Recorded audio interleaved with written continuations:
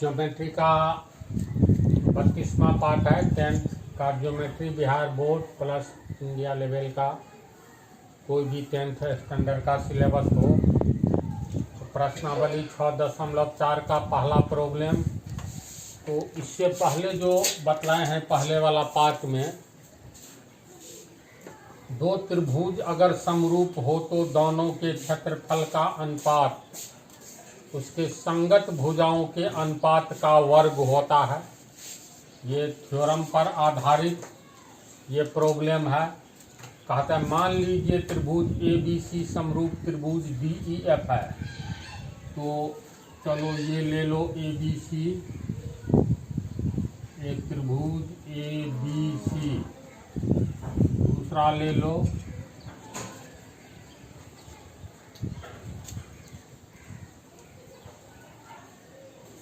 D E F.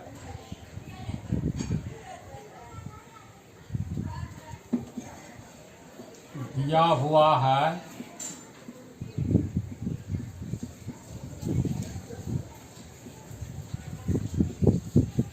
हुआ है कि त्रिभुज ए बी सी समरूप त्रिभुज डी ई एफ है। ये दिया हुआ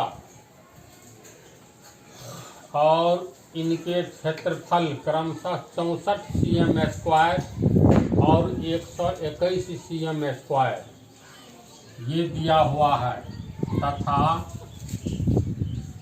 एरिया ए बी सी यानी ए बी सी त्रिभुज का क्षेत्रफल 64 cm² यानी वर्ग सेंटीमीटर, तथा area D E F 121, area D E F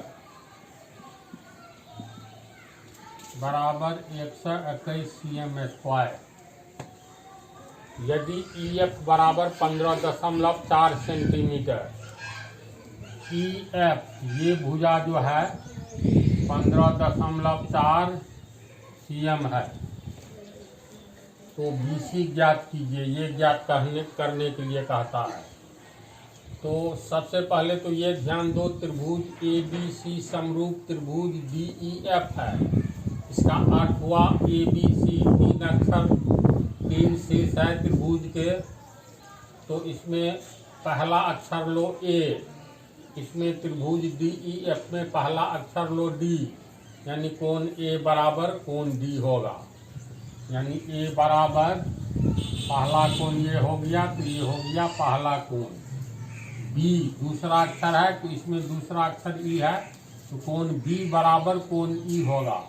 यानी ये कोण जो है दूसरा कोण, तो बी बराबर ई, ये होगा दूसरा कोण। अब और सी तीसरा कोण है, तो इसमें 3 को चिन्ह मारते हैं, बराबर एफ तीसरा कोण है, तो इसमें 3 चिन्ह मारे। अब देखो समरूप दिया हुआ है, तो हम लोग कैसे सेटिंग करेंगे इसको हमेशा ध्यान में रखना।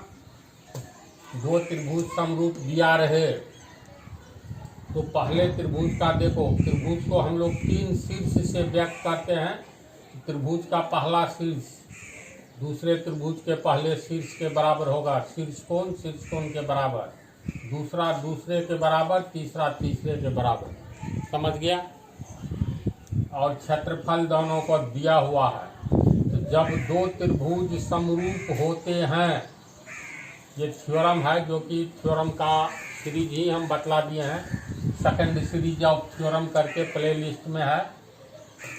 जब दो त्रिभुज समरूप होते हैं तो दोनों त्रिभुज के संगत भुजाओं का अनुपात का वर्ग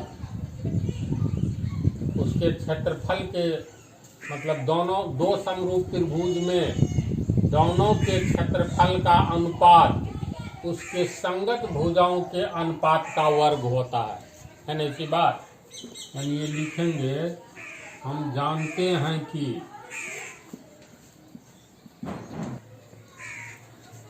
ये तो थ्योरम है, हम जानते हैं कि दो समरूप त्रिभुज के क्षेत्रफल का अनुपात उसके संगत भुजाओं के अनुपात का वर्ग होता है। इसमें दोनों समरूप त्रिभुज है, तो दो समरूप त्रिभुज के क्षेत्रफल का अनुपात तो दोनों का अनुपात निकालेंगे तो हम लोग लिख सकते हैं, इसलिए एरिया ए बी सी बराबर अनुपात एरिया DEF बराबर ABC का एरिया कितना है 64 cm² अनुपात DEF का 121 cm²। इसको अगर हम लोग तोड़ेंगे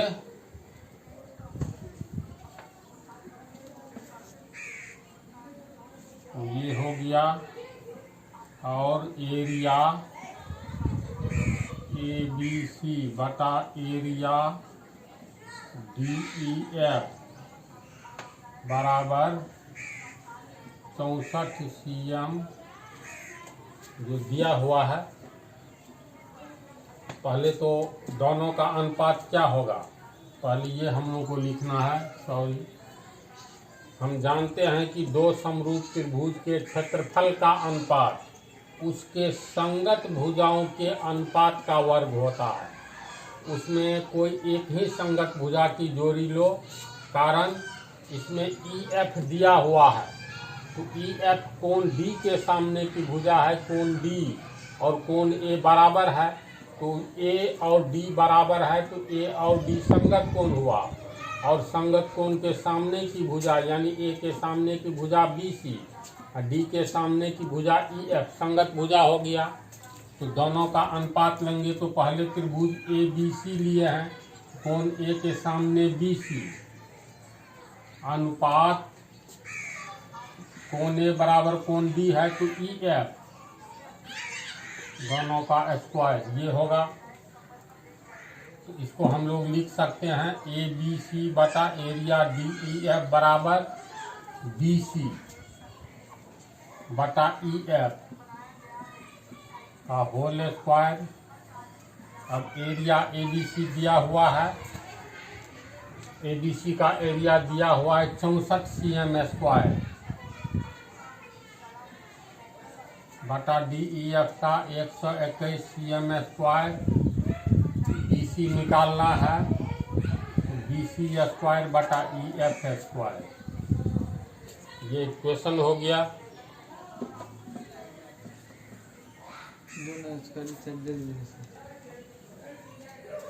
इसका रूट में इसको हम लोग लिख सकते हैं, इसको पहले करेंगे तो BC बटा EF का होल स्क्वायर बराबर 64 cm² कट गया, 64 बटा 121 और BC बटा EF बराबर ये रूट अंडर 64 बटा 121 बराबर 8 बटा 11 होगा ना।